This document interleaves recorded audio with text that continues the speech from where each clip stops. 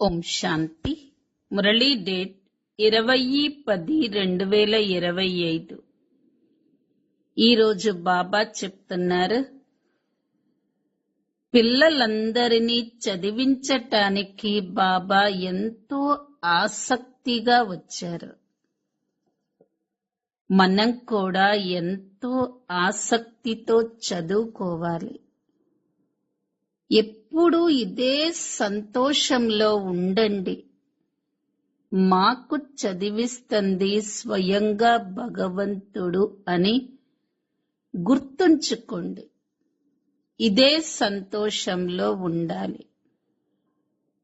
మనందరి యొక్క లక్ష్యం ఏంటి అంటే, కల్పపూర్వంలాగా శ్రీమతమనుసారంగా ప్రపంచంలో సుఖము, శాంతి ఉన్న రాజ్యాన్ని స్థాపన చెయ్యటమే మన లక్ష్యం. శ్రీమతమనుసారంగా విశ్వానికి సద్గతిని ఇస్తాము. ఇదే మన యొక్క శుభ భావన. మేమందరికీ సద్గతినిచ్చే వారిమి అనే నషాలో ఉండాలి. మనకు బాబా ద్వారా శాంతి బహుమతి లభిస్తుంది. నరకవాసుల నుండి స్వర్గవాసిగా అవ్వటమే బహుమతి తీసుకోవటం. దైవీ గుణాలను ధారణ చెయ్యాలి. శ్రీమతం అనుసారంగా భారతదేశానికి సత్యమైన సేవ చెయ్యాలి. స్వకళ్యాణం, భారతదేశ కళ్యాణం, విశ్వ కళ్యాణం చాలా చాలా అభిరుచితో చెయ్యాలి. డ్రామా యొక్క అనాది అవినాశి రచనను యథార్థంగా అర్థం చేసుకొని సమయం వృధా అయ్యేటటువంటి కర్మలు చెయ్యకూడదు.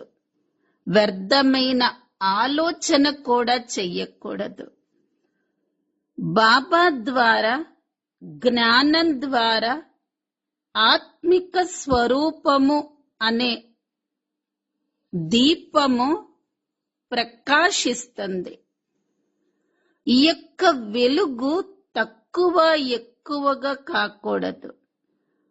రోజు అమృత వేళ ఈ ఆత్మ దీపంలో నెయ్యి వెయ్యాలి. ఏ నెయ్యి? అటెన్షన్ అనే నెయ్యి వేస్తూ ఉండాలి. అప్పుడు ఈ దీపం బాగా వెలుగుతుంది, ఆకర్షిస్తుంది. దీపంలో నెయ్యి వేస్తూ ఉంటే ఎలా అయితే కాంతి బాగా ఉంటుందో, అలాగే మనం కూడా సంపూర్ణ అటెన్షన్ ఇవ్వాలి. అంటే సర్వ గుణాలు, శక్తులను స్వయంలో ధారణ చెయ్యాలి. ఈ అటెన్షన్ ద్వారానే ఆకర్షణ మూర్తులుగా అవుతారు. అనంతమైన వైరాగ్య వృత్తి ద్వారా సాధన యొక్క బీజాన్ని ప్రత్యక్షం చెయ్యండి. ఎవరమ్మనందరం ఆకర్షణ మూర్తులం.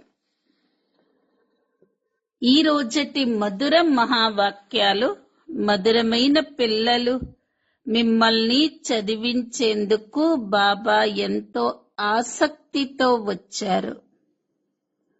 కావున మీరు కూడా ఎంతో ఆసక్తితో చదవండి. మమ్మల్ని చదివించేది స్వయంగా భగవంతుడే అన్న నష మీలో ఉండాలి.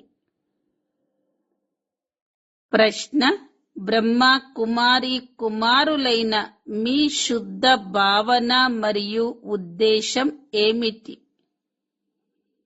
జవాబు: కల్పపూర్వం 5000 సంవత్సరాల క్రితం వలె మళ్లీ శ్రీమతంపై విశ్వంలో సుఖశాంతుల రాజ్యాన్ని స్థాపన చెయ్యటమే మీ లక్ష్యం.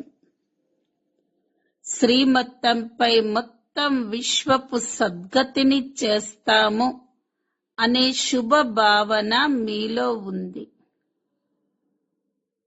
మేము అందరికీ సద్గతిని ఇచ్చేవారిమి అని మీరు నషాతో అంటారు. మీకు బాబా ద్వారా శాంతి బహుమతి లభిస్తుంది. నరకవాసుల నుండి స్వర్గవాసులుగా అవ్వటమే బహుమతిని తీసుకోవటం. ఓం శాంతి. విద్యార్థులు చదువుకునేటప్పుడు ఎంతో సంతోషంగా చదువుకుంటారు. టీచర్ కూడా ఎంతో సంతోషంగా ఆసక్తితో చదివిస్తారు. టీచర్ అయిన ఈ అనంతమైన తండ్రి కూడా ఎంతో ఆసక్తితో మనల్ని చదివిస్తున్నారు అని పిల్లలైన మీకు తెలుసు. ఆ చదువులో చదివించే టీచరు తండ్రి వేరువేరుగా ఉంటారు. కొందరికి తండ్రే టీచర్గా కూడా ఉంటారు. అప్పుడు వారు ఎంతో ఆసక్తితో చదివిస్తారు. ఎందుకంటే రక్త సంబంధమైతే ఉంటుంది కదా. తమ వారిగా భావిస్తూ ఎంతో ఆసక్తితో చదివిస్తారు.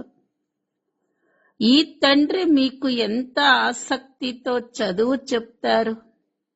మరి పిల్లలైన మీరు కూడా ఎంత ఆసక్తితో చదవాలి.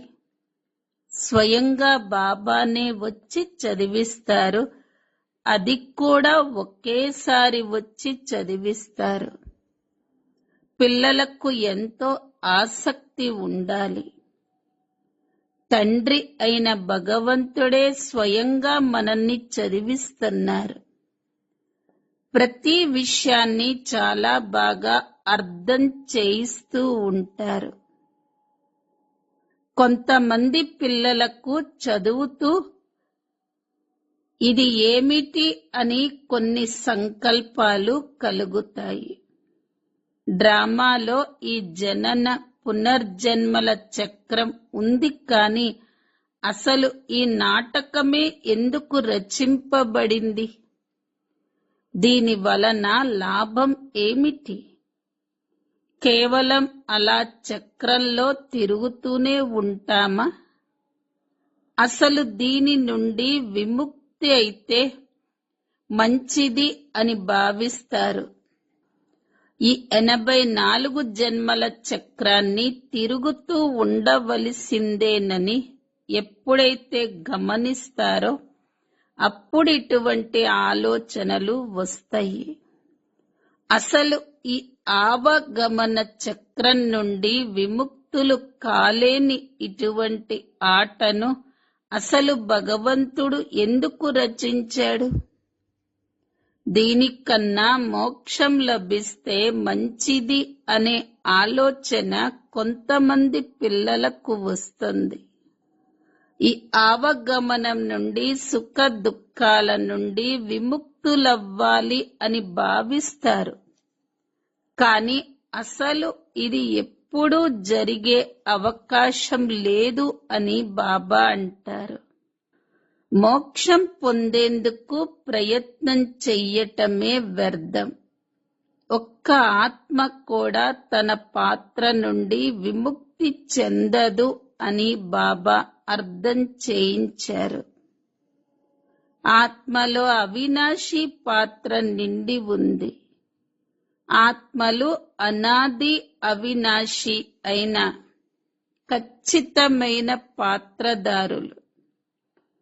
ఒక్కరు కూడా తక్కువ ఎక్కువ అయ్యే అవకాశమే లేదు. పిల్లలైన మీకు ఈ జ్ఞానమంతా ఉంది. ఈ డ్రామా పాత్ర నుండి ఎవరూ విముక్తి కాలేరు. అలాగే ఎవ్వరూ మోక్షాన్ని కూడా పొందలేరు. నెంబర్ వారీగా అన్ని ధర్మాల వారు రావలసిందే. ఇది రచింపబడి ఉన్న అనాది అవినాశి డ్రామా అని బాబా అర్థం చేయించారు. బాబా, మేము 84 జన్మల చక్రాన్ని ఎలా తిరిగామో ఇప్పుడు మాకు అర్థమయ్యింది అని మీరు కూడా అంటారు. ఎవరైతే ప్రారంభంలో వచ్చి ఉంటారో వారే 84 జన్మలు తీసుకుంటారని కూడా మీకు తెలుసు. కనుక వెనక వచ్చే వారి జన్మలు తప్పకుండా తక్కువగానే ఉంటాయి. ఇక్కడ పురుషార్థం చెయ్యవలసి ఉంటుంది. పాత ప్రపంచం నుండి తప్పకుండా కొత్త ప్రపంచంగా మారి తీరవలసిందే. బాబా ప్రతి విషయాన్ని పదే పదే అర్థం చేయిస్తూ ఉంటారు. ఎందుకంటే కొత్త కొత్త పిల్లలు వస్తూ ఉంటారు. వారికి ముందు చెప్పిన విషయాలను ఎవరు చదివిస్తారు? కావున బాబా కొత్త వాళ్లను చూసి పాత పాయింట్లను మళ్ళీ చెప్తూ ఉంటారు. మీ బుద్ధిలో జ్ఞానం అంతా ఉంది. ప్రారంభం నుండి ఇప్పటి వరకు మనం పాత్రను ఎలా అభినయిస్తూ వచ్చామో మీకు తెలుసు. నెంబర్ వారీగా ఎలా వస్తామో, ఎన్ని జన్మలు తీసుకుంటామో మీకు తెలుసు. ఈ సమయంలోనే బాబా వచ్చి జ్ఞాన విషయాలను వినిపిస్తారు. సత్యుగంలో ఉండేదే ప్రాలబ్ధం. ఈ విషయాలను సంగమ యుగంలో మీకే అర్థం చేయించటం జరుగుతుంది. గీతలో కూడా ప్రారంభంలో మరియు చివరిలో మన్మనాభవ అనే ఈ విషయం వస్తుంది. ఉన్నత పదవిని పొందేందుకు చదవటం జరుగుతుంది. మీరు రాజులుగా అయ్యేందుకు పురుషార్థం చేస్తున్నారు.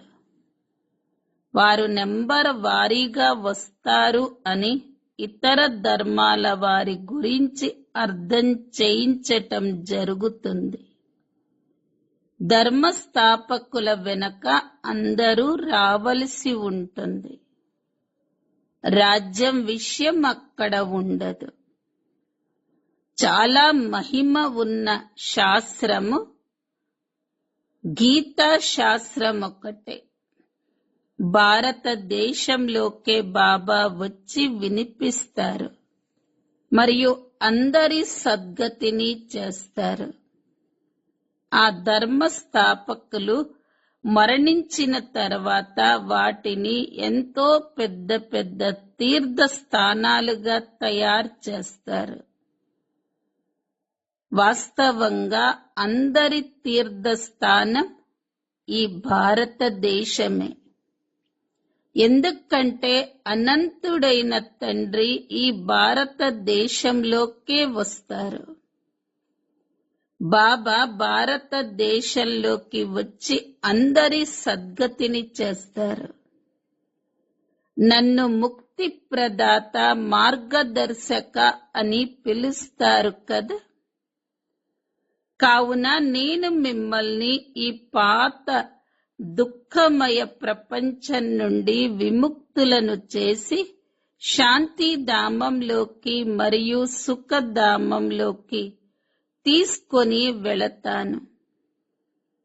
బాబా మనల్ని శాంతిధామం మరియు సుఖధామంలోకి తీసుకొని వెళతారు అని పిల్లలకు తెలుసు. మిగిలిన వారందరూ శాంతిధామంలోకి వెళ్ళిపోతారు. బాబా వచ్చి దుఃఖాల నుండి విముక్తులను చేస్తారు.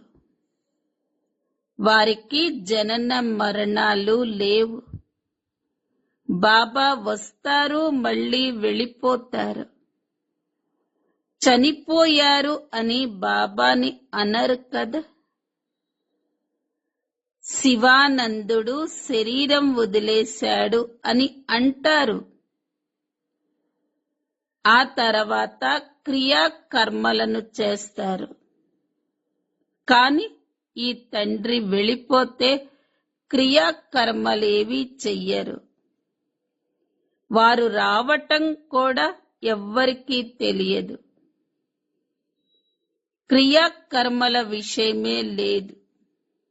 మిగిలిన మనుష్యుల క్రియా కర్మలను చేస్తారు, కానీ బాబాకు క్రియాకర్మలు జరగవు. వారికి తమ శరీరమే లేదు. మనుష్యులందరూ గానుగలోని ఆవగింజల వలె నలిగిపోతారు. సత్యుగంలో జ్ఞానం మరియు భక్తి విషయాలుండవు. ఇవన్నీ ఇప్పుడే కొనసాగుతాయి. మిగిలిన వారందరూ భక్తిని నేర్పుతూ ఉంటారు. అర్ధకల్పం భక్తి ఉంటుంది. మళ్ళీ అర్ధకల్పం తర్వాత బాబా వచ్చి జ్ఞాన వారసత్వాన్ని ఇస్తారు. జ్ఞానం అక్కడకు మీతో పాటు రాదు. అక్కడ బాబాను స్మృతి చెయ్యవలసిన అవసరమే ఉండదు. అందరూ ముక్తిలో ఉంటారు. అక్కడ స్మృతి చెయ్యటం అనేది ఉండదు. అక్కడ స్మృతి చెయ్యటం అనేది ఉంటుందా? అక్కడ దుఃఖం అనే ఫిర్యాదు ఉండదు. భక్తి కూడా ప్రారంభంలో అవ్యభిచారిగా ఉంటుంది, మళ్ళీ వ్యభిచారంగా అయిపోతుంది. ఈ సమయంలో భక్తి అతి వ్యభిచారంగా ఉంది. దీనిని రౌరవ నరకము అని అంటారు. ఇది అన్నింటికన్నా తీవ్రమైన నరకం. మళ్ళీ దీనిని బాబా వచ్చి ఉన్నతోన్నతమైన స్వర్గంగా తయారు చేస్తారు. ఈ సమయంలో 100% దుఃఖం ఉంది. మళ్ళీ 100% సుఖశాంతులు వస్తాయి. ఆత్మ తన ఇంటికి వెళ్లి విశ్రాంతి పొందుతుంది. అర్థం చేయించటం కూడా చాలా సహజం. ఎప్పుడైతే కొత్త ప్రపంచాన్ని స్థాపించి పాత ప్రపంచాన్ని వినాశనం చెయ్యవలసి ఉంటుందో అప్పుడే నేను వస్తాను అని బాబా అంటారు. ఇంత పెద్ద కార్యాన్ని కేవలం ఒక్కరు మాత్రమే చెయ్యరు కదా. సందేశకులు ఎంతో మంది కావాలి. ఈ సమయంలో మీరు బాబాకు సేవాదారి పిల్లలుగా అయ్యారు. మీరు విశేషంగా భారతదేశానికి సత్యమైన సేవను చేస్తారు. సత్యమైన తండ్రి సత్యమైన సేవను నేర్పిస్తారు. మీరు మీ కళ్యాణాన్ని, భారతదేశ కళ్యాణాన్ని మరియు విశ్వ కళ్యాణాన్ని చేస్తారు. కావున ఎంత ఆసక్తితో చెయ్యాలి? బాబా ఎంతో ఆసక్తితో సర్వుల సద్గతిని చేస్తారు. ఇప్పుడు కూడా సర్వుల సద్గతి తప్పకుండా జరుగుతుంది. ఇది శుభ భావన మరియు శుద్ధ అహంకారం. మీరు సత్యమైన సేవను చేస్తున్నారు, కానీ గుప్తంగా చేస్తున్నారు. ఆత్మ శరీరం ద్వారా చేస్తుంది. బీకేల ఉద్దేశం ఏంటి అని మిమ్మల్ని చాలా మంది ప్రశ్నిస్తూ ఉంటారు. విశ్వంలో సత్తిగా సుఖ శాంతిమయ స్వరాజ్యాన్ని స్థాపించటమే మా ముఖ్య ఉద్దేశము అని మీరు చెప్పండి. మేము శ్రీమతంపై ప్రతి 5000 సంవత్సరాల తర్వాత విశ్వంలో శాంతిని స్థాపించి విశ్వశాంతి కానుకను తీసుకుంటాము. యథా రాజా రాణి తథా ప్రజ అందరూ ప్రైజులు తీసుకుంటారు. నరకవాసుల నుండి స్వర్గవాసిగా అవ్వటం తక్కువ విషయమేమీ కాదు కదా. వారక్కడ లౌకికంలో శాంతి బహుమతును తీసుకొని సంతోషపడిపోతూ ఉంటారు. కానీ దాని ద్వారా వారికేమీ లభించదు. సత్యమైన ప్రైజును ఇప్పుడు మనం బాబా నుండి తీసుకుంటున్నాము. అది విశ్వరాజ్య అధికారం. భారతదేశం చాలా ఉన్నతమైన దేశము అని అంటారు కదా. ఎంతో మహిమ చేస్తూ ఉంటారు. మేము భారతదేశానికి యజమానులము అని అందరూ భావిస్తూ ఉంటారు. కానీ యజమానులుగా ఎక్కడున్నారు? ఇప్పుడు పిల్లలైన మీరు బాబా శ్రీమతం ద్వారా రాజ్యాన్ని స్థాపన చేస్తున్నారు. మీ చేతుల్లో మారణ ఆయుధాలేవీ లేవు. మీరు దైవీ గుణాలను ధారణ చేస్తారు. కావుననే మీకు గాయనము మరియు పూజ జరుగుతుంది.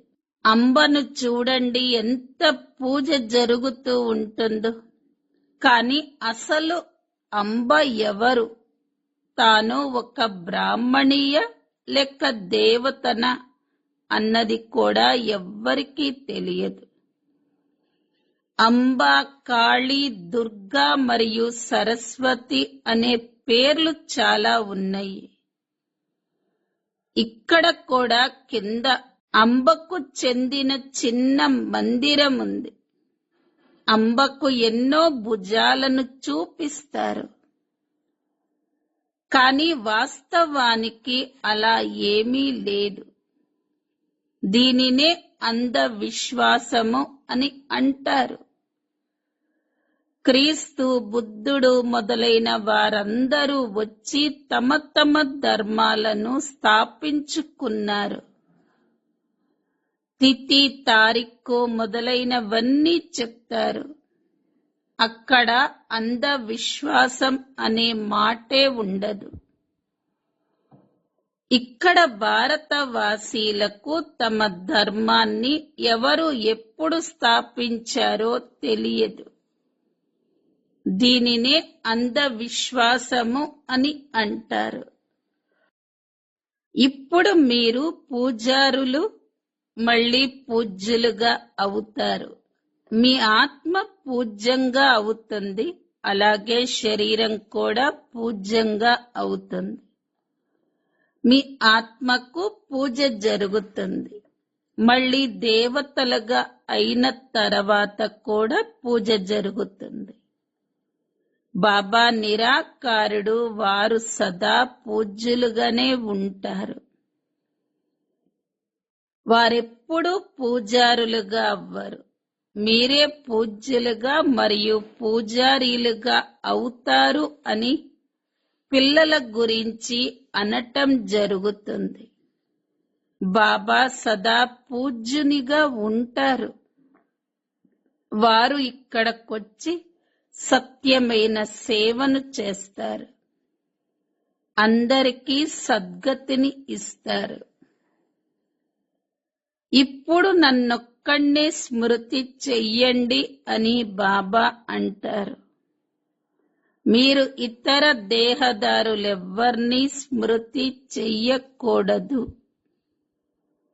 ఇక్కడ పెద్ద పెద్ద లక్షాధికారులు మరియు కోటీశ్వర్లు వెళ్లి అల్లా అల్లా అని అంటూ ఉంటారు. ఇక్కడ ఎన్ని అంధశ్రద్ధలు ఉన్నాయి. బాబా మీకు ఇక్కడ హంసో సోహం అర్థాన్ని కూడా తెలియచేస్తారు. వారు శివోహం ఆత్మ ఏ పరమాత్మ అని అంటారు. కానీ ఇప్పుడు బాబా దీనిని సరిదిద్ది తెలియచేశారు. భక్తిలో విన్నది సత్యమా లేక ఇప్పుడు నేను తెలియచేసేది సత్యమా అన్నది మీరే నిర్ణయించండి. హంసో అన్న పదానికి చాలా పెద్ద అర్థముంది. హంసో బ్రాహ్మణులం, దేవతలం, క్షత్రియులం. ఇప్పుడు హంసో అన్న పదానికి యథార్థ అర్థమేమిటి? ఆత్మ అయిన నేను చక్రంలోకి ఈ విధంగా వస్తాను. విరాట రూపపు చిత్రంలో పిలక రూపంలో ఉన్న బ్రాహ్మణులను మరియు బాబాని చూపించలేదు. దేవతలు ఎక్కడ నుండి వచ్చారు, వారు ఎలా జన్మించారు? కలియుగంలో ఉండేదే శూద్రవర్ణం. సత్యుగంలో ఒక్కసారిగా దేవతా వర్ణం ఎక్కడ నుండి వస్తుంది? ఏమీ అర్థం చేసుకోరు. భక్తి మార్గంలో మనుష్యులు ఎంతగా చిక్కుకొని ఉంటారు. కొందరు గ్రంథాలను చదువుతారు, దేవాలయాలని నిర్మించాలి అనే ఆలోచన వస్తుంది, దానిని నిర్మిస్తారు. నిర్మించి అందులో కూర్చొని గ్రంథాలను వినిపిస్తూ ఉంటారు. ఎంతో మంది మనుష్యులు వస్తారు, చాలా మంది అనుచరులుగా అయిపోతారు. కానీ దానివల్ల లాభమేమీ ఉండదు. ఎన్నో షాపులు తెరుచుకున్నాయి. ఇప్పుడు ఈ షాపులన్నీ అంతమైపోతాయి. ఈ షాపులన్నీ భక్తి మార్గంలో ఉన్నాయి. వీటి ద్వారా ఎంతో ధనాన్ని సంపాదిస్తారు. సన్యాసులు తాము బ్రహ్మయోగీలమని, తత్వయోగీలము అని అంటారు. భారతవాసులు వాస్తవానికి దేవీ దేవత ధర్మానికి చెందినవారు. కానీ వారు తమను తాము హిందూ ధర్మం వారిగా పిలుచుకుంటారు. బ్రహ్మము అనగా ఉండే తత్వము. వారు బ్రహ్మజ్ఞానులు, తత్వజ్ఞానులు అన్న పేరును పెట్టుకున్నారు. వాస్తవానికి బ్రహ్మతత్వము నివాస స్థానం. ఎంత పెద్ద పొరపాటు చేశారో ఇక్కడ బాబా అర్థం చేయిస్తున్నారు. ఇవన్నీ భ్రమలు. నేనొచ్చి భ్రమల నుండి దూరం చేస్తాను. హే ప్రభు, నీ గతి మతి అతీతమైనది అని భక్తి మార్గంలో అంటారు. గతైతే ఎవ్వరూ ఇవ్వలేరు. మతములు అనేకులవి లభిస్తూ ఉంటాయి. ఇక్కడి మతం ఎంత అద్భుతం చేస్తుంది. మొత్తం విశ్వమంతటిని పరివర్తన చేసేస్తుంది. ఇన్ని ధర్మాలు ఎలా వచ్చాయో ఇప్పుడు పిల్లలైన మీ బుద్ధిలో ఉంది. ఆత్మలన్నీ మళ్ళీ వెళ్ళి వాటి వాటి శాఖలలో కూర్చుంటాయి. ఇవన్నీ డ్రామాలో రచింపబడి ఉన్నాయి. దివ్య దృష్టి దాత ఒక్క బాబానే అని కూడా పిల్లలకు తెలుసు. ఈ దివ్య దృష్టి తాళం చెవిని నాకు ఇచ్చినట్లయితే నేను ఎవరికైనా సాక్షాత్కారం చేయించగలుగుతాను అని బాబాను అడిగితే ఈ తాళం చెవి ఎవరికీ లభించదు. దీనికి బదులు మీకు విశ్వరాజ్య అధికారాన్ని ఇస్తాను అని బాబా అన్నారు. నేను రాజ్య అధికారాన్ని తీసుకోను. సాక్షాత్కారాలు చేయించే పాత్ర నాది మాత్రమే. సాక్షాత్కారం జరిగితే ఎంతో ఆనందపడతారు. వాస్తవానికి దానివల్ల లభించేదేమీ లేదు. సాక్షాత్కారాల వల్ల ఎవరూ నిరోగులుగాను అవ్వరు, ధనము లభించదు. మీరా సాక్షాత్కారాన్ని పొందింది. అంత మాత్రాన తాను ముక్తినైతే పొందలేదు కదా. మీరా వైకుంఠంలో ఉందని మనుష్యులు భావిస్తారు. కాని వైకుంఠము, కృష్ణపురి ఎక్కడ ఉంది?